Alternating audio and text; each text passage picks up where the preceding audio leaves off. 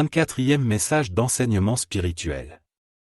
Donné par l'apôtre Thomas le 30 août 1970.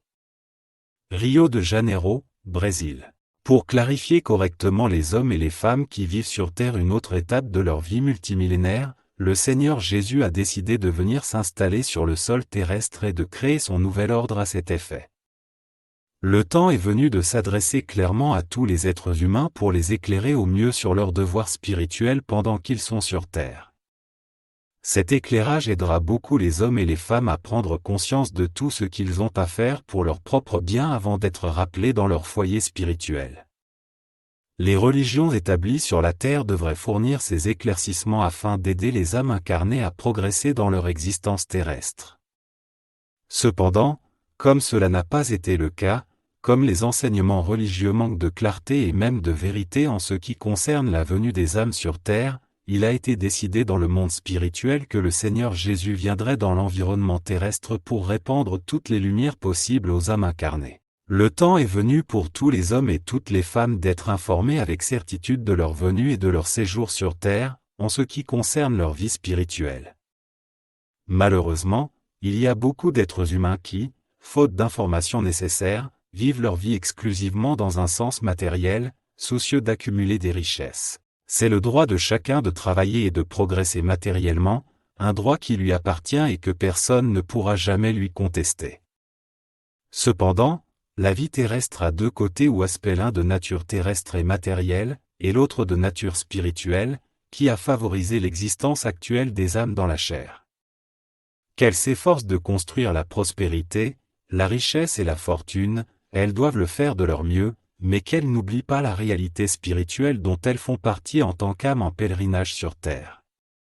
Que toutes les âmes qui se consacrent à l'accumulation des biens terrestres ne négligeant pas leur devoir de rester en contact permanent avec la divinité par la prière et la méditation quotidienne, lorsqu'elles s'abandonnent au repos nocturne. Le monde spirituel est rempli d'âmes qui ont vécu de nombreuses incarnations sur Terre et qui ne se sont jamais souvenues ou n'ont jamais voulu accomplir le devoir sacré de prier la divinité, uniquement préoccupées par leur propre agrandissement aux yeux de leurs contemporains. Le résultat de cette préoccupation est qu'elles ont quitté la Terre en laissant de grandes fortunes à leurs descendants, alors qu'elles sont revenues dans l'espace avec une pauvreté pitoyable en biens spirituels. Ces âmes ont été surprises par le phénomène lorsqu'elles sont revenues dans leur foyer spirituel, où elles n'ont appris que leur échec en tant qu'âmes incarnées. Des milliers d'âmes sont dans cette situation et il ne leur reste que le droit de prier et de demander pardon à la divinité et de promettre de s'amender lors de leur première incarnation. Comme on l'a dit, cela ne peut pas arriver assez tôt, car le nombre d'âmes en formation qui doivent venir sur Terre est trop important. Cette précision du Seigneur Jésus est destinée à réveiller, prévenir ou alerter les millions d'âmes qui se trouvent sur Terre dans ces conditions, afin qu'elles commencent à accomplir le devoir spirituel de prier quotidiennement la divinité pour leur bénéfice exclusif.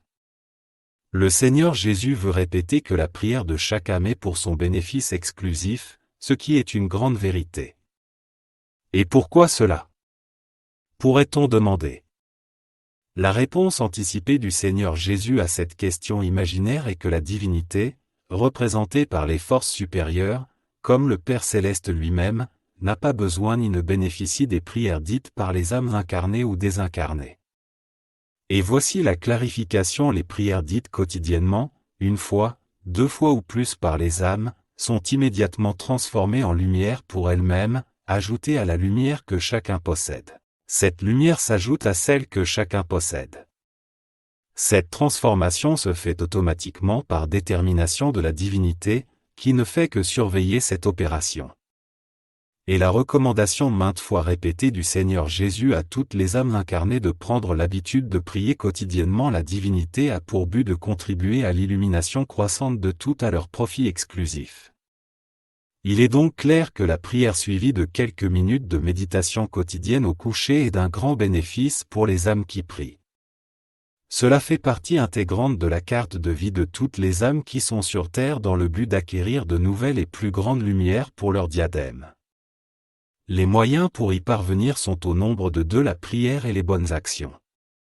Les autres activités des âmes incarnées se traduisent par des bénéfices matériels qui ne produisent pas de lumière spirituelle.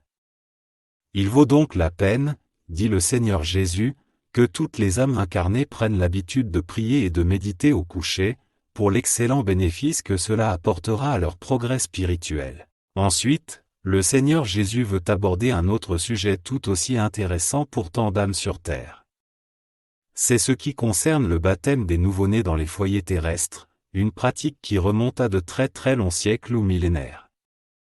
Le Seigneur Jésus souhaite préciser qu'il s'agit d'une pratique créée par les hommes comme précepte religieux, dans le but d'intégrer les nouveau-nés dans leur religion.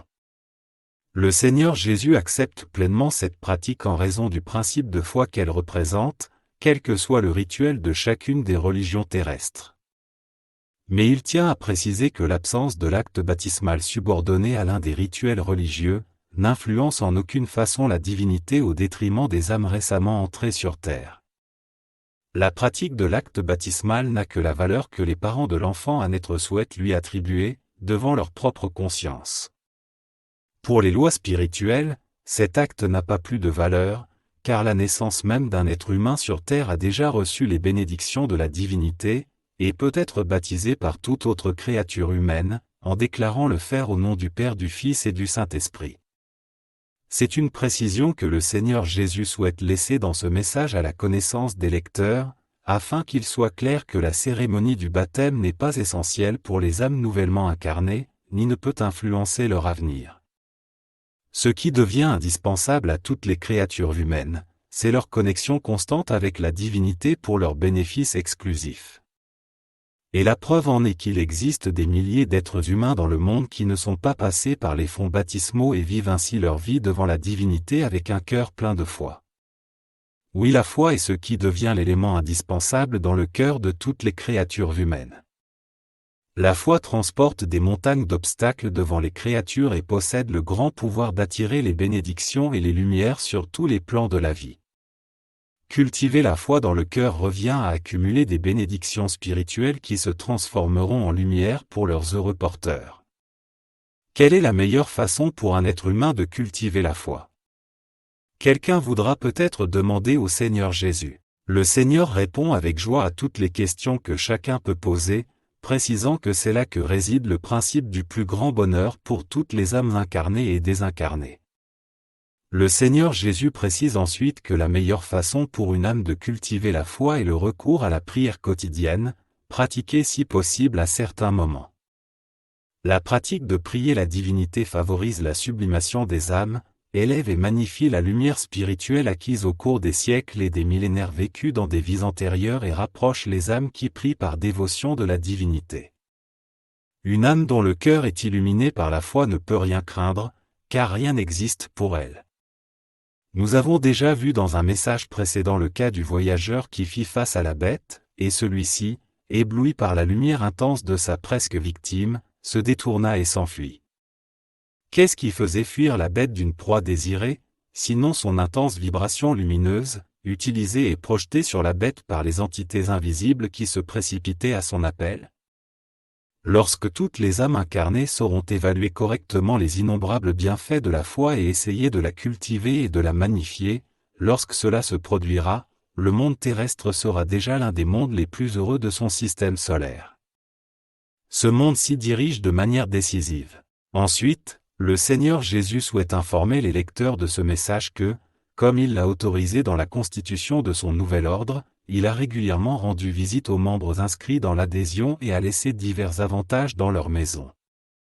La visite du Seigneur ou celle de ses émissaires vise ces deux objectifs: purifier le psychisme des foyers visités en emmenant les âmes qui s'y trouvent sur le plan spirituel, laissant les résidents libres de ces influences, et aider ces foyers à réaliser leurs aspirations et leurs besoins pour améliorer leur vie. Dans de nombreuses maisons visitées, les émissaires du Seigneur ont trouvé certains obstacles au bonheur et au bien-être des âmes résidentes, obstacles implantés en elles par certaines entités désincarnées pour des raisons qui ne regardent qu'elles. Cependant, une fois ces entités enlevées et emmenées sur le plan spirituel auquel elles appartiennent, les difficultés disparaissaient et la paix et le bien-être s'installaient. Avec la visite périodique des émissaires du Seigneur dans chaque maison, aucun obstacle ne surgira dans le genre, et ses habitants continueront à jouir de la vie de paix, de prospérité et de bien-être à laquelle ils ont droit. Le Seigneur Jésus souhaite souligner un autre type de bénéfice apporté au foyer des membres de son nouvel ordre, qui n'était pas dans son esprit. Les émissaires du Seigneur ont trouvé dans un foyer qu'ils avaient récemment visité une jeune femme douée qui attendait que son fiancé acquiert des conditions de vie suffisantes pour la célébration du mariage désiré. Cette situation durait depuis 7 ou 8 ans et tous deux attendaient patiemment que les choses s'améliorent. Après avoir examiné le cœur du jeune marié, les émissaires du Seigneur constatèrent sa sincérité et ses bonnes intentions, ne se débattant que dans les difficultés financières liées à son modeste travail. Autorisés par le Seigneur Jésus, ces émissaires trouvèrent un meilleur emploi pour le jeune homme, dont le produit résolut la situation pour tous les deux à la veille du mariage désiré. Il en sera de même avec les bénédictions du Seigneur Jésus. Cultiver la foi, c'est cultiver la certitude de son propre bonheur. Informez-vous avec certitude de votre venue et de votre séjour sur terre. Ma manifestation parmi les hommes est la continuation de l'œuvre que j'ai fondée. Nettoyage psychique des maisons? Considérez aussi le message 12 et beaucoup d'autres.